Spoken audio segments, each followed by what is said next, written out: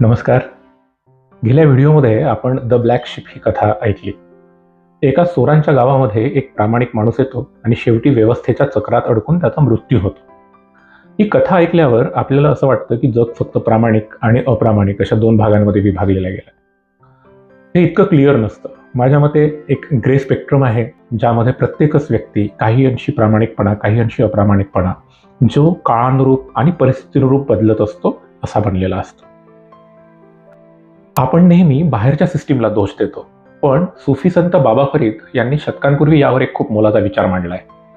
ते लिहितात, फरीदा जे तू अकल लतीफ है काले लिखना लेख, आपणे गिरीवान में सिरनिवा के देख. याचा अर्थ असा की जर तू स्वतःला खरोखर शहाणा आणि सुज्ञ समजत असशील तर इतरांना दोष देण्याच्या आधी एकदा स्वतःच्या अंतर्मनामध्ये बघ. जोपर्यंत आपण अंतर्मुख होत नाही तोपर्यंत आपल्याला समाजाचे, या देशाचे प्रश्न उमजणार नाहीत. स्वामी विवेकानंदांनी दरिद्री देवो भव आणि मूर्ख देवो भव असं म्हटलंय, कारण आपल्या देशात दारिद्र्य आणि अज्ञान खूप आहे.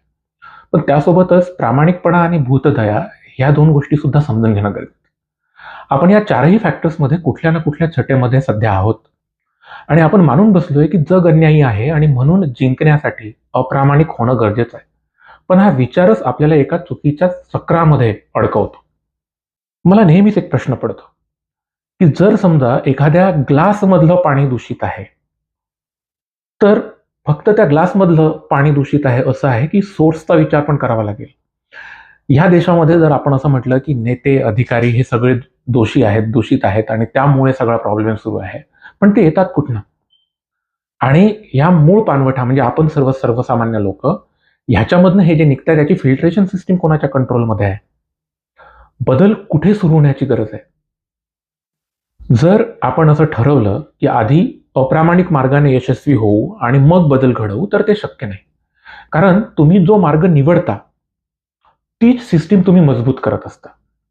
म्हणून बाबा फरीद म्हणतात तसं एकदा आपल्याला अंतर्मनात डोकावून बघावं लागेल. आपल्याला हे बघावं लागेल की ह्या सिस्टीम्स एकामेकांमध्ये कशा मिक्स आहेत, आपण तिथे कुठे सिद्ध आहोत आणि कशा पद्धतीचं चारित्र्य निर्माण या देशामध्ये आपल्या सर्वांच्या माध्यमातून झालं म्हणजे खरा बदल घडणार आहे.